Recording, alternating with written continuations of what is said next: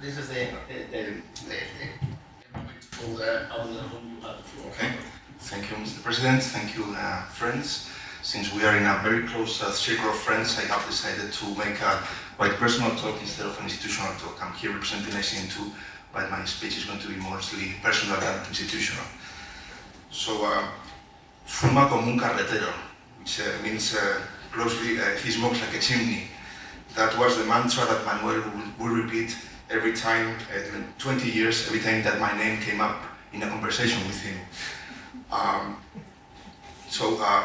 Whenever we would meet, he would ask me, "You still smoke like a chimney?"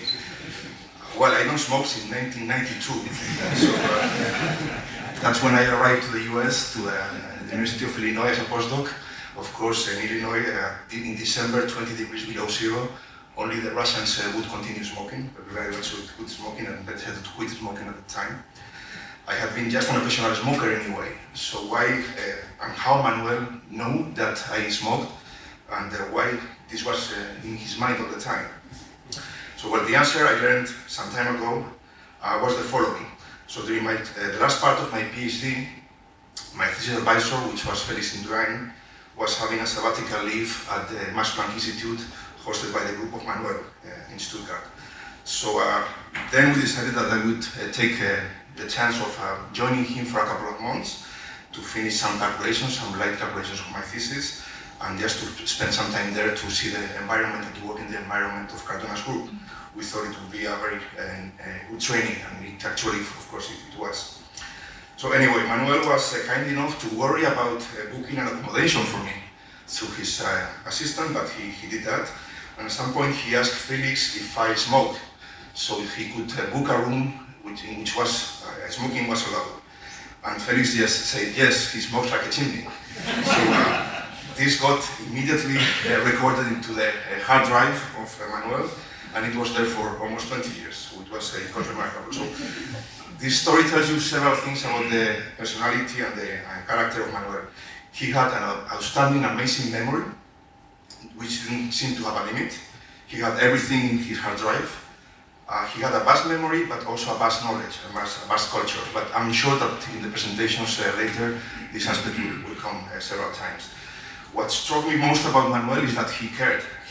He did care about somebody which was really unimportant, so a student of a visitor. So can you imagine how many visitors have gone through Manuel Cardona group through the years? It must be really thousands. So he cared about me, he cared about booking an accommodation for me, and he recorded this information in his head. So it was really remarkable.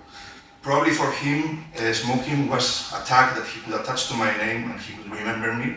And having met so many people in his life, he would probably have this mnemotechnic rule to associate concepts with people so he could remember. But anyway, what I wanted to point out is that he did really care and he remembered about that.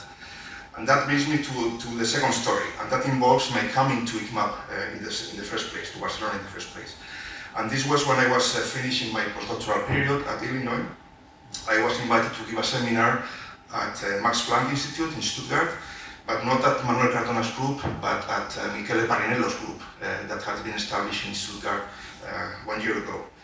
At that time, I was working on developing linear scaling methods for electronic structure calculations, so what is called Ordejon methods. And actually, Parinello was one of the pioneers in this field a couple of years ago. And his group was really very active, so they invited me to give a talk there. So my talk, I presented my work, the ideas and the concepts and the methods that later became the siesta method that most of you know. And well, it was one of the toughest and hardest talks I have ever given. I was continually interrupted by questions. Everybody was questioning everything. All the concepts were put into scrutiny. It was one of these talks that you completely lose your argument line and you just try to not to get beaten and hit by the knives they are throwing at you constantly. I ended up completely exhausted, frustrated, with a feeling of having been really badly beaten and really not being sure if I had any success in putting up my ideas and my concepts I presented. So it turns out that Cardona was attending the seminar, he was in the room. Even if it was not a seminar of his group, it was a closed seminar, a seminar of the group of Parinello. I could see him steer quietly at the end of the room, saying nothing. At the end of the presentation, he came up to me, he said hello to me, we had a short conversation. Of course, he asked me if I was still a heavy smoker. And then he went to his office and I went to see the rest of the group of pioneers.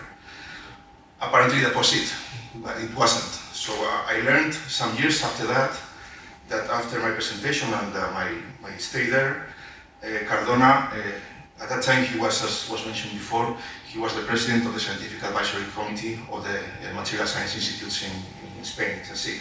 So Madrid, Seville, Zaragoza, and here in Barcelona, ICMAB.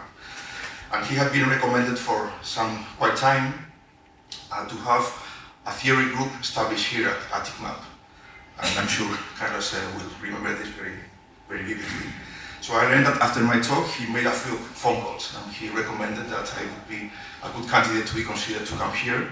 That didn't happen at that time, that it happened about 3 or 4 years ago.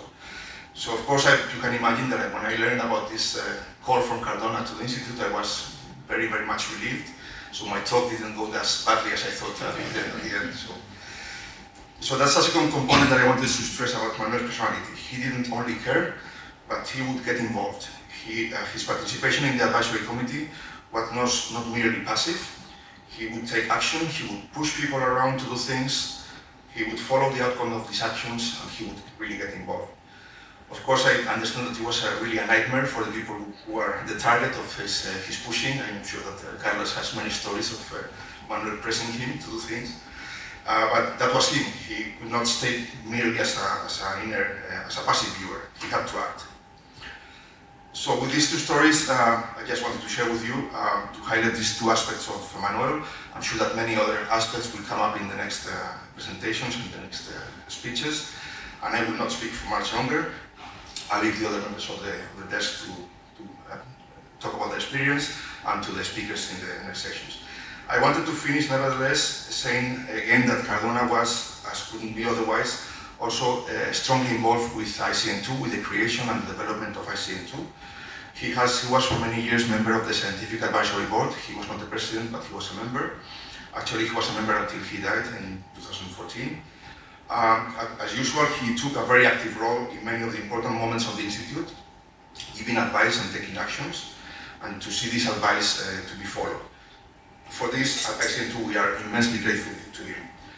And as a token of appreciation and gratefulness, and to pass it to the younger generations that haven't had the chance to meet Manuel, we established last year at ICN2 a series of lectures which we call Manuel Cardona Lecture Series, which are given by prominent scientists in the fields of nanoscience or nanotechnology. We have had 4 lectureships until now. 2 of them are Nobel laureates, Kostya Novoselov, one of the discoverers of graphene, and Albert Fred for the giant mannocell resistance.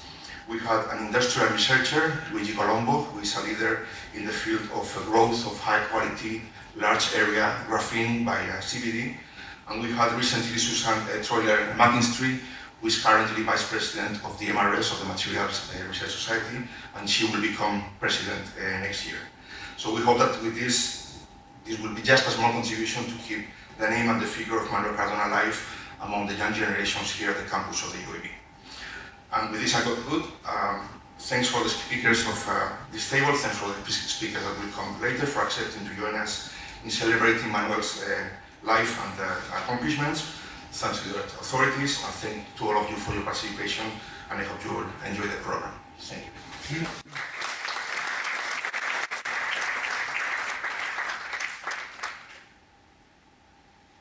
Thank you, Pablo. I'm afraid you will have to wait until the break.